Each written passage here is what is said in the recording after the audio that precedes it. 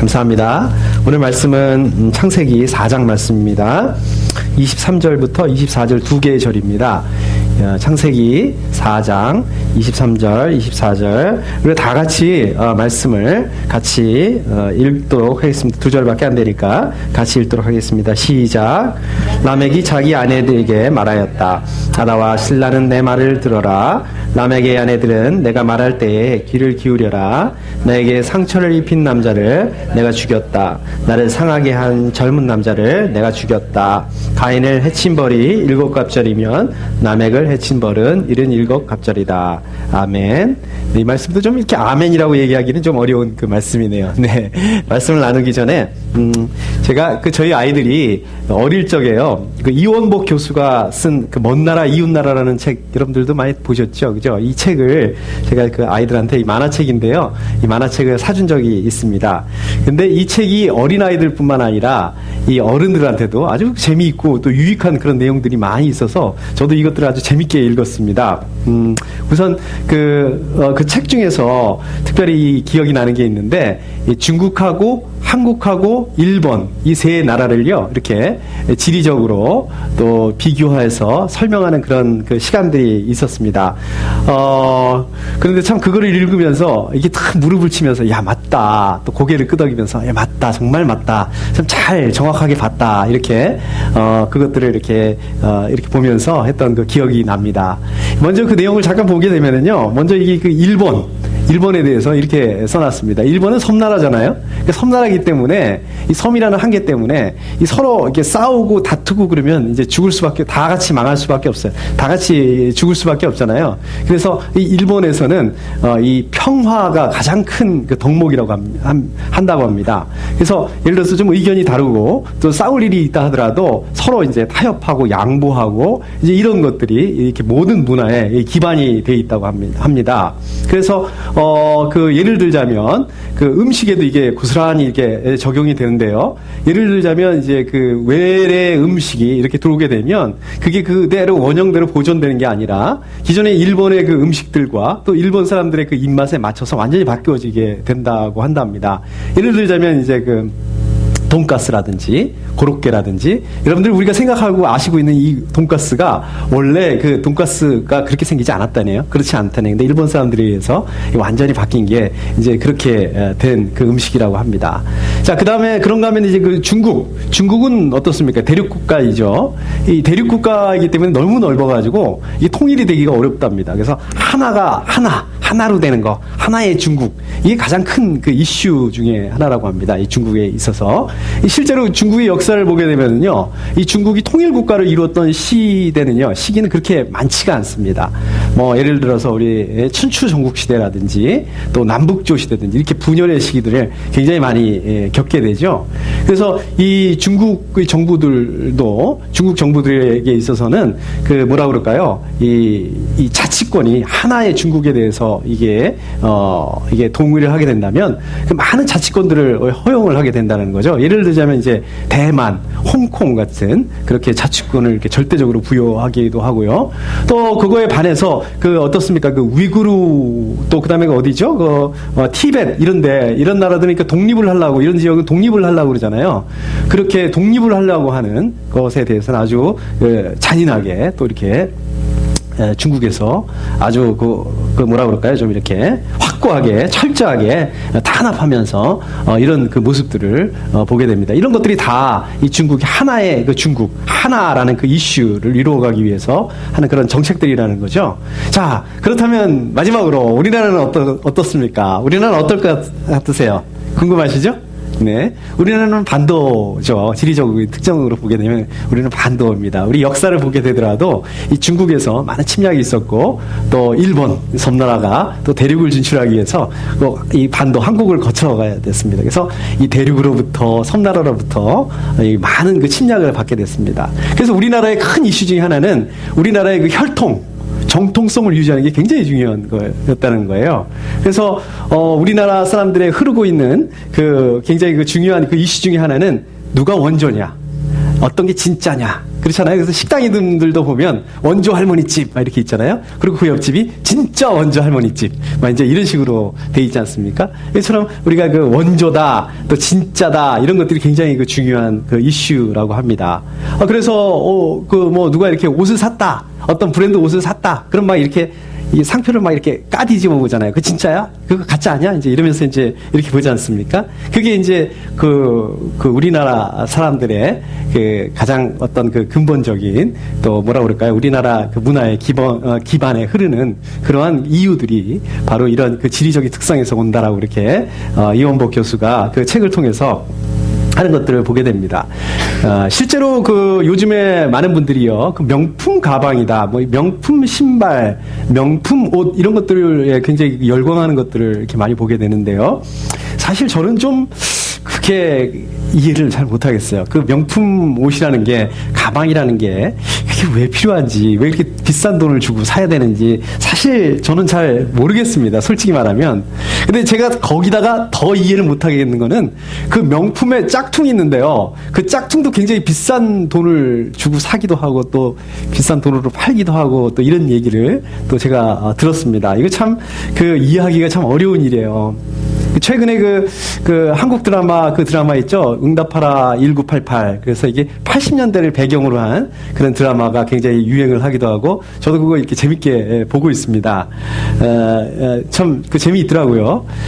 사실 저도 이 80년대 초반에 격동의 시대에 그 고등학교 시절을 거쳤습니다. 제가 고등학교 1학년 때 어떤 일이 있었냐면, 그 전까지는 이제 머리를 빡빡 깎고 다니는 그런 세대였었는데, 저희 고등학교 1학년 때부터 머리 두발 자유화가 돼가지고 머리를 기를 수가 있게 됐었고요. 고등학교 2학년 때부터는 이제 교복이 없어졌습니다. 그 전에는 제가 그 중학교 다니고 그럴 때는 옛날 교복 그 기억하시죠? 까만 교복 이것들을 입고 다녔었는데, 이제 그게 이제 그 교복이 자유화가 되고요. 그 다음에 가방도 이제 그 푸른색, 그 녹색 계열 이렇게 옆구리에다 끼고 다니던 거, 그거 하고 다녔는데, 이제 가방도 자유롭게 됐고, 또 제가 제일 싫어하는 것 중에 하나가 까만 운동화, 되게 지긋지긋하게 싫어했는데, 그 까만 운동화도 이제 자유롭게 이제 신고 다닐 수 있게 됐습니다. 그런데 그때 마침 우리 한국에 이제 그 나이키라는 그 브랜드가 막 들어오게 됐어요. 그래서 친구들이 이제 나이키 그 신발을 신고 오게 되고, 또 나이키 가방을 들고 학교에 이제 자유화가 됐으니까 막 이제 그것들을 하고 오고 그랬습니다. 그래서 굉장히 저도 그게 부러웠어요. 나이키 운동화를 신어보는 게 제 꿈이었고 소원이었습니다. 그래서 이제 집에 어머니를 졸르기도 하고 그거 좀 사달라고. 근데 그게 뭐 시가 막히나요? 이제 안 사주시더라고요. 그래서 어느 날 이제 어머님이 시장을 다녀오시면서 신발을, 운동화를 이렇게 하나 가지고 오셨는데, 그 하얀색 운동화인데 거기 나이키 로고가 딱 들어가 있는 거예요. 그래서 이야, 이게 웬일인가, 우리 어머니가 이게 꿈인가 생신가, 그래서 딱 받아 들어가지고 쫙 봤습니다. 나이키 운동화, 이 나이키 로고가 딱 선명하게 있는데, 그 밑에 그 나이키라고 써 있잖아요. 그죠? N-I-K-E 이렇게 써 있어야 되는데 N-I-C-E 이렇게 써 있는 거예요. 나이스 이렇게 써 있는 거예요. 그래서 이게 뭐예요? 나이키 아니잖아, 이거. 그래서 이제 저희 어머니가 시장에서 이게 짝퉁 신발을 사오신 거죠. 그 당시에는 뭐 상표권이라든지 이제 그런 개념이 없을 때였으니까. 그래서, 이런 걸 사다 주면 어떡하냐고. 제가 그러다가 야단만 맞고. 어쩔 수 없이 또 이렇게, 그걸 신고 이제 학교 갔다가 친구들한테 놀림만 받고, 그럼에도 불구하고 저희 어머니 이제 꿋꿋하게 나이스 가방도 사다 주시고, 그래서 그거를 이렇게 상표를 가리고 이렇게 가리고 막 이제 옆구리에다 가리고 다녔던 그런 기억이 있습니다. 이런 것들을 이제 짝퉁이라고 그러죠? 우리나라 말로. 이걸 영어로 어떻게 번역하실라나, 짝퉁을. 하여튼, 네, 짝퉁이라고 그러는데, 오늘 우리 성경에 보면 사실은 오늘 이 4장에서 보면은요, 3장, 4장에 보면 이 짝퉁이 등장을 합니다. 물론 짝퉁이라는 말이 나오지는 않는데요, 이 짝퉁의 뭔가가 나오게 됩니다. 우리 한번 같이 이 말씀을 한번 찾아보도록 하면 좋겠습니다. 같이 읽어보면 좋겠습니다. 우리가 같이 읽지는 않았는데요, 창세기 4장 16절 17절 말씀을 한번 찾아주세요. 창세기 4장 16절 17절 말씀, 요걸 같이 좀 읽어주셨으면 좋겠습니다. 자, 찾으셨나요? 창세기 4장, 같은 장이죠? 16절, 17절 말씀. 네. 자, 읽겠습니다. 시작.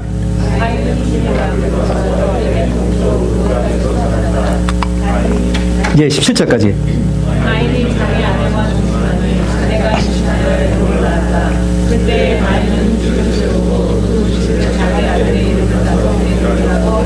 아멘. 감사합니다. 여기서 보시면은 이제 가인이 쫓겨나죠, 그죠?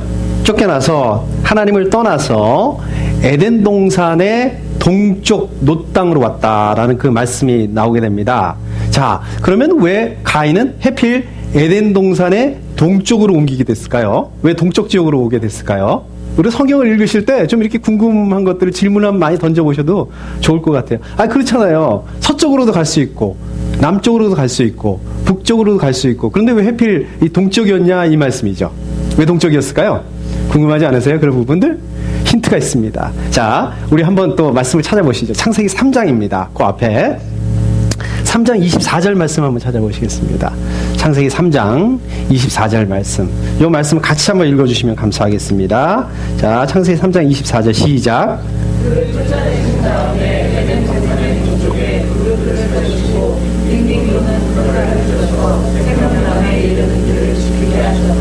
네, 아멘. 지금 이거는 어떻게 되냐면 아담과 하와가 지금 앞으로 거슬러 올라가서 아담과 하와가 선악과 사건을 일으키잖아요. 그죠? 선악과 사건 때문에 이제 벌을 받고 하나님으로부터 벌을 받고 이제 더 이상 그 에덴 동산에서 살 수 없게 되죠. 그래서 에덴 동산에서 쫓겨나게 되죠. 쫓겨난 다음에 하나님께서 이렇게 처리를 하신 거예요. 쫓아내신 다음에 에덴 동산의 동쪽에 말이 나오죠. 그죠?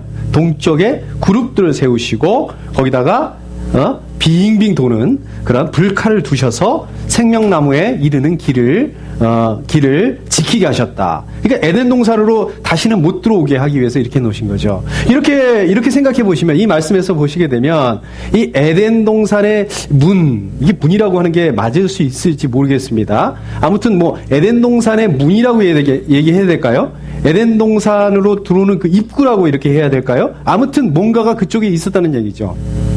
그러니까 에덴 동산을 보시게 되면 다 막혀 있어요. 그죠? 다 막혀 있는데 바로 이 부분, 에덴 동산의 이 동쪽 부분이 그 열려 있었다는 거죠.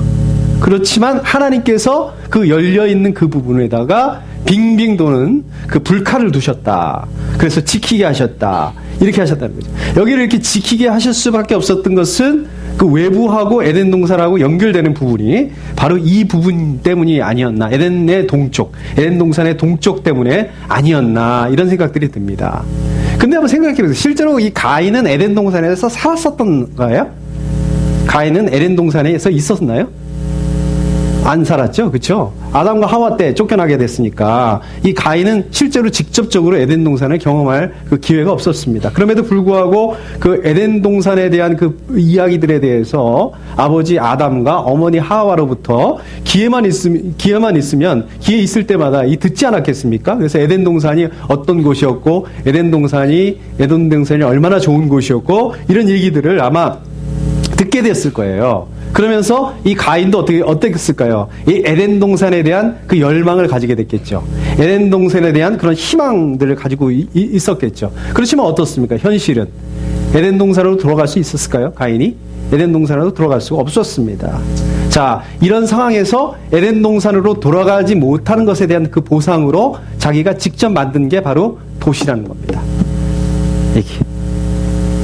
창세기 4장 17절에서 말씀하시고 있는 그 도시라는 것입니다.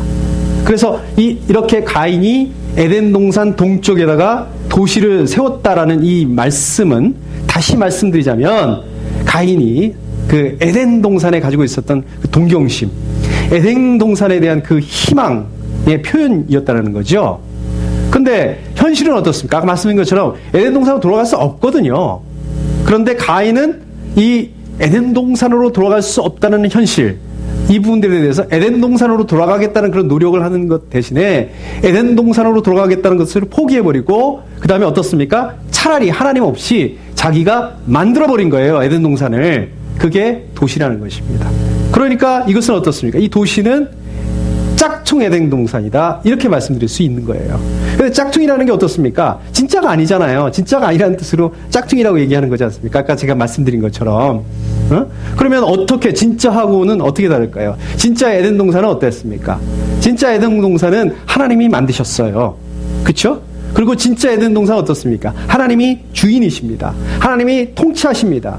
다만 사람을 통해서 관리하게 하신 것이 진짜 에덴 동산입니다. 그런데 오늘 이 가인이 만든 이 짝퉁 에덴 동산, 가인이 만든 이 도시는 어떻습니까? 겉으로 보면 에덴 동산하고 비슷하게 보일 수도 있었겠어요. 그 안에 뭐 에덴 동산에 부모님으로부터 아담과 하와로부터 들었던 그것을 기반으로 해서 그 안에 뭐 이런 시설들 뭐들 이렇게 또 만들어 놓을 수 있습니다. 그런데 근본적으로 다른 것은 무엇입니까? 그 안에 하나님이 계시지 않다는 것입니다. 하나님이 만든 것이 아니라는 것입니다. 그 주인이 사람이라는 거예요. 그 주인이 가인이라는 것입니다. 그리고 그 사람에 의해서 다스려지는 곳이, 통치되는 곳이 바로 짝퉁 에덴 동산 도시였다는 그 말씀인 것입니다.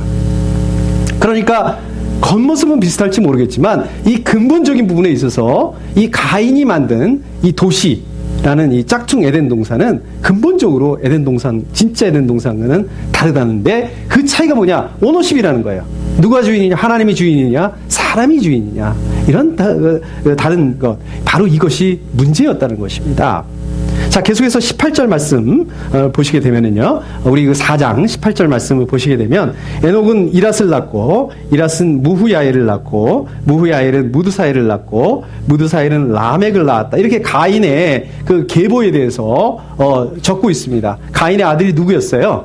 에녹이죠, 그죠? 근데 이 에녹은 우리가 알고 있는 그 에녹하고 다른 에녹입니다. 다른 사람이에요. 하여튼 그 가인의 아들이 에녹이었고요. 그 다음에 또 그 아들이 이랏이었고요. 또 그 아들이 무후야엘이고, 그리고 무드사엘, 그리고 그 아들이 라멕이다.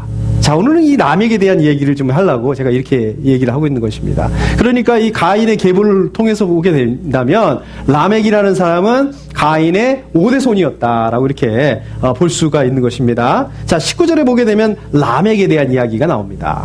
라멕에 대한 이야기가 나옵니다. 19절부터 22절까지 말씀인데요. 요거를 좀 이렇게 한 절씩 교독으로 한번 읽어볼까요? 저하고 제가 19절 먼저 읽고 여러분들이 20절 읽고 이런 식으로 한번 읽어보겠습니다. 자, 라멕은 두 아내와 함께 살았다. 한 아내의 이름은 아다이고, 아까 이거 우리가 읽은 건가? 아니죠? 예, 라멕은 두 아내와 함께 살았다. 한 아내의 이름은 아다이고 또 한 아내의 이름은 셀라이다. 아다는 야발을 낳았는데 그의 아우의 이름은 유발인데 유발은 수금을 타고 퉁소를 부는 모든 사람의 조상이 되었다.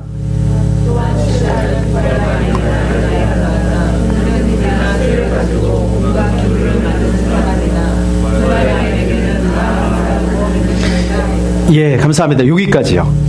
지금 보면은 이제 그 다른 그 가인의 계보에서 다른 사람들의 이름을 쭉쭉쭉 넘어가다가 라멕에 대해서는 이렇게 나온단 말이에요. 라멕에 대해서는 자세히 설명을 하고 있습니다. 라멕에 대해서 이야기를 하고 있습니다. 지금 라멕이라는 사람이 있었는데 그 라멕이라는 사람에게는 일단 기본적으로 두 아내가 있었다는 거죠. 두 아내가 있고 그 다음에 그 아내와 아들들이 있었다. 자손들이 있었다. 그리고 이 아내와 아들들과 이 자손들이 이 도시를 중심으로 해서 거기서 이제 뭐 가축을 친다든지 또 악기를 만든다든지 그래서 악기를 만들어서 연주를 한다든지 또 그 구리, 쇠 이런 걸 가지고요. 어떤 도구들을 만들었다는 얘기죠. 결국 이 얘기가 무슨 얘기입니까? 이 도시를 중심으로 해서 이 초기 인류 문명들을 만들어갔던 것들을 보게 됩니다. 그래서 이 초기 인류 문명들을 시작하게 되었는데 그게 누구냐? 그 시초가 누구냐? 그 시발점이 누구냐? 바로 라멕이라는 거예요. 그래서 라멕에 대해서 이렇게 이야기를 하고 있는 것들을 보게 됩니다. 자, 23절과 24절 그 말씀 계속해서 이제 23절, 24절 말씀으로 이어지고 있는데요. 라멕이 어떤 사람이냐? 우리가 이거 아까 읽었던 거죠. 라멕이 자기 아내들에게 말하였다. 아다와 실라는 내 말을 들어라. 라멕의 아내들은 내가 말할 때에 귀를 기울여라. 나에게 상처를 입힌 남자를 내가 죽였다. 나를 상하게 한 젊은 남자를 내가 죽였다. 가인은 해친 벌이 7갑절이면 라멕을 해치는 벌은 77갑절이다. 지금 아까 우리 읽었던 이렇게 이 연결이 되는 겁니다. 이렇게 이어지고 있는 것입니다. 지금 이게 보면 라멕이라는 사람이 자기 두 아내한테 이야기를 하고 있는 내용이죠. 뭐라고 얘기하고 있습니까? 지금 두 아내한테 라멕 자기가 젊은 남자를 죽였다는 거예요. 그렇다면 왜 이 젊은 남자를 라멕이 죽였어야 됐을까요? 왜 이런 그 살인을 해야 됐을까요? 그 이유가 뭐였을까요? 라멕의 얘기에서 보게 되면 먼저 자기를 상하게 하게 했다는 얘기죠. 라멕 자기를 상하게 했다는 얘기죠. 그렇다면 왜 이 젊은 남자를 죽인 얘기를 이 라멕이 자기 부인들한테 이렇게 했을까요? 물론 이 부인하고 그 젊은 남자하고 이 부인들하고 젊은 남자하고 연결되어 있기 때문에 이렇게 젊은 그 남자의 이야기, 죽인 이야기를 그 관계 있는 거니까 이 아내들한테 얘기를 했을 것입니다. 그래서 이 얘기를 보게 되면 지금 라멕이 이 두 아내와 정상적인 그 결혼을 했던 것이 아닌 것들을 보게 됩니다. 원래 이 두 여자들이 이 젊은 남자와 연계되어 있었는데 어떤 그 관계가 있었는데 이 아내 여자들을 취하기 위해서 아내들로 취하기 위해서 이 젊은 남자를 죽이게 됐던 것으로 보게 됩니다. 그렇게 해서 이 일이 일어난 것을 보게 됩니다. 자, 그 다음에 또 이 두 아내에 대해서 좀 보게 되면 두 아내의 이름에 대해서 보게 되면 한 사람의 이름은 아다라고 했고요. 또 다른 사람의 이름은 실라라고 그랬습니다. 근데 그 아다가 어떤 뜻이냐면 이 장신구라는 그런 뜻을 가지고 있습니다. 실라는요, 그림자라는 그런 뜻을 가지고 있습니다. 자, 여기서 보게 되면요, 이 두 여자의 그 이름을 보게 되면 이 두 여자의 이름의 의미를 보게 되면 이 아내들의 당시의 그 아내들의 라멕의 아내들의 위상과 역할을 저희가 볼 수가 있게 됩니다. 그 라멕의 아내는 어떻습니까? 아내의 그 역할이라는 건 어떤 거예요? 장신구에 불과했다는 겁니다. 라멕의 아내의 역할은 그림자에 불과했던 그림자와 같은 존재였다는 것입니다. 그런데 원래부터 이랬나요? 원래 하나님께서 남자와 여자를 만드실 때부터도 이런 그 여자는 남자의 장신구 그림자에 불과했나요? 그렇지 않았죠. 아담이 하와를 처음 만났을 때, 보게 되었을 때 어떻게 얘기했습니까? 창세기 2장 23절에 보면 이렇게 얘기했습니다. 이 사람, 뼈도 나의 뼈, 살도 나의 살, 남자에게서 나왔으니 여자라고 부를 것이다. 이렇게 얘기를 했습니다. 이것이 이 아담이 하와에게 처음 만났을 때 보였던 반응, 이것이 바로 하나님께서 남자와 여자를 창조하셨을 때의 그 창조 질서였다는 것이죠. 이게 정상적인 남자와 남편과 아내의 그 관계였다는 거예요. 그런데 지금 시간이 지나면서 아담과 하와가 범죄를 하고 가인이 동생을 죽이고 이렇게 라멕에 이르러서 살인이 빈번하게 일어나게 되면서 어떻게 바뀌었다는 것입니까? 남자와 여자의 관계도 바뀌었다라고 얘기를 하고 있습니다. 더 이상 이 여자는 남자에게 도움을 주는 그런 동등한 의미의 그런 짝의 역할이 아니었다는 것이죠. 지금 보면은 여자는 남자의 장신구, 있어도 있지 않은 존재, 있지만 없는 존재, 마치 그림자와 같은 이런 존재, 이런 관계가 되어버렸다는 것입니다. 이것이 왜 그래요? 아까 말씀드린 것처럼 인간의 죄 때문에, 타락으로 인해서 이제 하나님이 처음 창조하셨을 때 그 창조의 질서들이 뒤틀어져 버렸다는 얘기예요. 망가져 버렸다는 얘기입니다. 변해버리게 되었다는 것입니다. 그래서 우리가 지난번에 이 말씀을 나눴나요? 말씀 나눴죠? 이 가인이 이 자기중심적인 생각 때문에 이 동생을 살인하는 그 아벨을 죽이는 이런 일이 있었다고 이렇게 말씀을 나눴었는데, 마찬가지로 라멕도 역시 마찬가지로 이러한 그 자기중심적인 생각 때문에 이러한 그 젊은 남자를 죽이게 되었고, 또 이 아내들과 이런 그 관계를 가지게 되었다는 이 모습들을 보게 됩니다. 결국 라멕의 이러한 모습들도 역시 그 중심을 보게 되면 자기중심적인 그 생각들, 자기중심적인 그 태도, 자기중심적인 그런 삶에서 나온 그런 열매다라고 이렇게 말씀드릴 수 있겠습니다. 그래서 이 지금 그 라멕에 이르러서는요, 남편과 아내의 관계가 이 동등한 관계가 아니라 결국은 이제는 주종의 관계가 되어버린 거죠.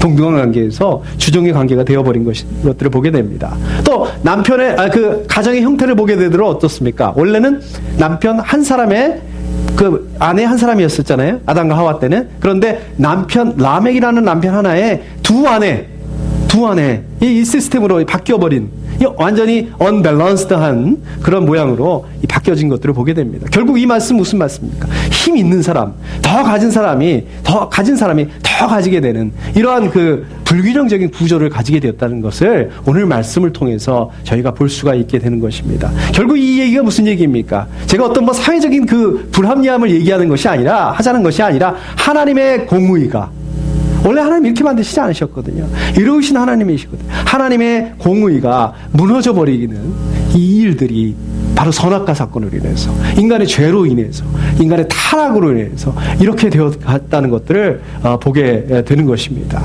그래서 여자를 취하기 위해서, 자기 아내를 취하기 위해서 다른 젊은 남자를 죽이는 일에 대해서 서슴지 않고 이런 일들을 저지르는 그러한 그 배경에 이르게 되었다라고 오늘 말씀을 통해서 저희가 볼 수가 있는 것입니다. 자, 계속해서 보시면 이런 말이 나오죠. 이게 무슨 말인가 하실 거예요. 가인을 해친 벌이 7갑절이면, 이게 원래는 하나님이 얘기하신 거예요. 하나님이 가인한테 얘기해 주신 거라고요. 그렇죠? 그런데 그 뒤에서 이어져서 나오는 말, 라멕을 해치는 벌은 77갑절이에요. 이거는 하나님께서 하신 말씀이 아니에요. 이거는 누가 한 얘기냐면 라멕이 한 거예요. 라멕이 자기 자신을 위해서 그렇게 한 겁니다. 누군가가 자기를 공격하거나 자기를 해코자 하거나 자기한테 피해를 입히는 사람한테는 77갑절로, 그러니까 완전히 완벽하게 자기가 안갚음하겠다, 보복하겠다, 이런 의미였던 것입니다. 그래서 여기서 보시면은요, 그 판단의 기준이 어떻습니까? 더 이상 하나님이 아니에요. 응? 보복하는 것도 하나님이 아니고, 이 모든 그 판단의 기준이 라멕 자신이 되어버린 것입니다. 그러니까 아까도 말씀드린 것처럼 이 가인과 라멕을 통해서 이 자기 중심적이라는 이 탐욕이, 이런 욕심이 결국은 도시를 건설하게 되었고, 그 다음에 그 초기 문명, 인류 문명이라는 것들을 건설하게 되었다는 것입니다. 자, 그런데 이 문명의 시작이 바로 이 도시, 이 짝퉁 에덴 동산이라는 그 도시였다는 것입니다. 그렇게 하고 그 이름이 그 아들의 이름을 따서 에녹이라고 지었다. 그 도시를 이렇게 말씀하고 있습니다. 우리가 그 지지난주에 창세기 3장에서 말씀 나눈 것처럼 이 선악과 사건은 어떤 것이라고 그랬습니까? 선악과 사건은 바로 아담과 하와가 자기가 하나님이 되고자 했다는 것들, 그 다음에 자기 자신이 모든 판단의 기준이 되었고 자기 자신이 모든 세상의 중심이 되려고 했던 것이, 이것이 아담과 하와의 그 선악과 사건의 본질이었다고 말씀드렸습니다. 이 선악과 사건의 핵심이자 이 본질이요, 자기가 하나님이 되고 또 이 자기가 모든 판단의 그 기준들이 되고 또 이 그 뭡니까 중심이 되는 이러한 이 생각, 중심이 되겠다는 이 모든 이런 것들이 모든 죄의 출발점이 된다는 거예요. 모든 죄는 결국은 여기서 나온다는 겁니다.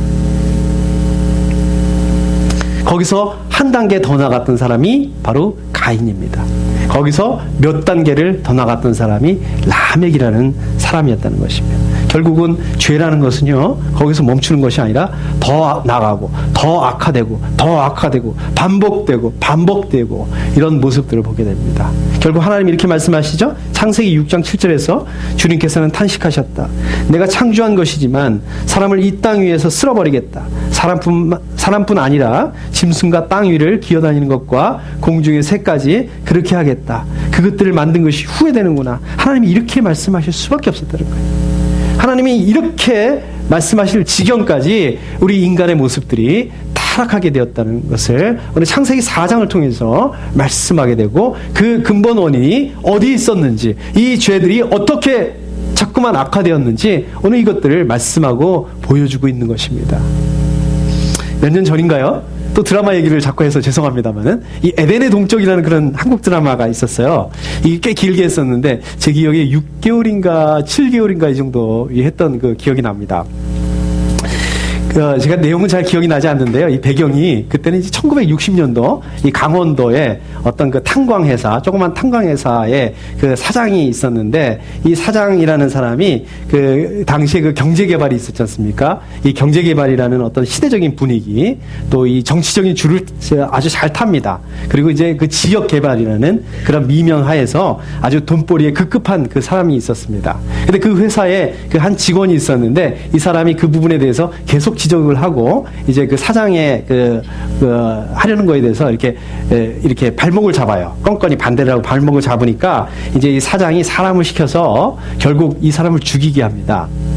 근데 이제 결국은 이 일 때문에 그 사장 그 집안하고 그 다음에 그렇게 이제 희생을 당한 이 집안하고 서로 이 두 집안이 아주 악연 관계를 가지게 되고 이제 원수가 되게 된 거죠. 그리고 그 악연이 자식들한테도 고스란히 이렇게 연결이 됩니다.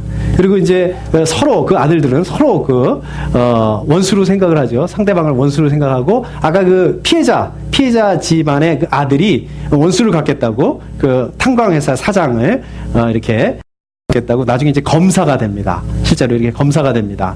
그런데 그 드라마가 거의 끝나갈 무렵에 반전이 일어나죠.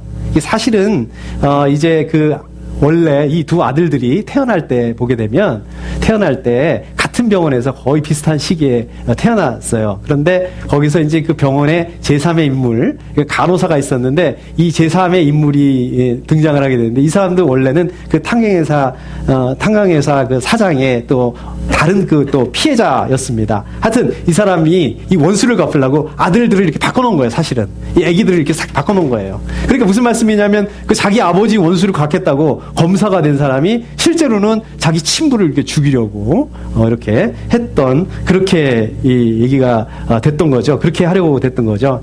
참 이 드라마를 통해서 우리 그 인간들이 가지고 있는 이 탐욕, 특별히 이 돈에 대한 그 탐욕, 그 다음에 또 성공을 향한 그 욕망들, 이런 것들을 참 이렇게 적나라하게 그것들을 위해서 곤모술수를 행하는 것들을 이 드라마를 통해서 참 많이 보게 됐습니다. 그리고 참 그것들을 보게 되면, 우리 인간이 얼마나 악할 수 있는가, 얼마나 죄악에 빠질 수 있는가, 이런 것들을 좀 많이 보게 되는데, 제가 잘 모르겠지만 이 작가가 이 크리스찬이었던 것 같아요. 내지는 뭐 크리스찬이 아닌다 하더라도 이 창세기 3장 4장에 대해서 굉장히 아주 배경 지식이 탁월했던 것 같습니다. 그 제목을 그렇게 붙였잖아요. 에덴의 동쪽. 이렇게 에덴의 동쪽 이렇게 딱 이렇게 붙였지 않습니까? 오늘 그 창세기에서 말씀하고 있는 이 가인의 후손들, 그죠? 그 후손들 중에는 아까도 말씀드린 것처럼 이 라멕이라는 그런 사람이 있었는데, 이 이야기들을 통해서 그 자기중심적인 이 탐욕, 이 욕심들, 이런 것들을 참 잘 이 창세기 말씀과 이 드라마로 연결했던 것 같아요. 그래서 오늘 말씀을 통해서 보시게 되면, 결국 우리가 살아가는 이 인류, 우리 그 모습들, 우리 그 사람들, 하나님을 떠나게 된 사람들은 어떻게 됐다고요? 결국은 자기중심적으로 살아갈 수밖에 없는 그러한 모습들을 보게 됩니다. 이렇게 자기중심적으로 살아가는 사람들은 거기서 끝나는 것이 아니라, 여기서 그 탐욕이라는, 그 욕망이라는, 그 욕심이라는 것들을 통해서 우리가 죄를 짓고 살아갈 수밖에 없다라는 것이죠. 우리 시대도 마찬가지 아니겠습니까? 우리 그 현상을 보게 되면 그 중심에는 그 많은 죄악, 말세야. 어떻게 저렇게 타락할 수 있을까? 어떻게 죄를 지을 수 있을까? 근데 그 죄라고 하는 그 핵심에, 그 중심에 보면은요, 반드시 자기중심이라는 그런 태도가 있다는 거예요. 자기중심적인 생각이 있다는 거예요. 자기중심적인 이런 그 삶의 그 모습들이 있다는 것입니다. 오늘 말씀을 통해서 우리 인간의 모습은 어떤 존재입니까? 우리 인간은 어떤 존재입니까? 우리 인간의 존재는 아담과 하와가 선악과를 먹음으로 말미암아서 이제 자기가 하나님이 되고자 했다고 그랬어요. 말씀드린 것처럼 자기가 모든 판단 기준, 판단하는 사람이 되고자 했다고 그랬어요. 자기가 모든 그 세상의 중심이 되고자 했다고 했습니다. 이제 가인이 돌아갈 수 없게 된 이 에덴 동산을 꿈꾸면서 에덴 동산과 비슷한 짝퉁 에덴 동산, 이 도시를 건설하게 됩니다. 그렇지만 그 도시는 하나님과 아무런 그런 관계가 없는 그런 철저히 자기중심적인 그런 곳이었습니다. 그곳에는 하나님이 계시지 않았습니다. 그렇지만 어떻습니까? 이것이 가인에게서 끝난다는 것이 아닙니다.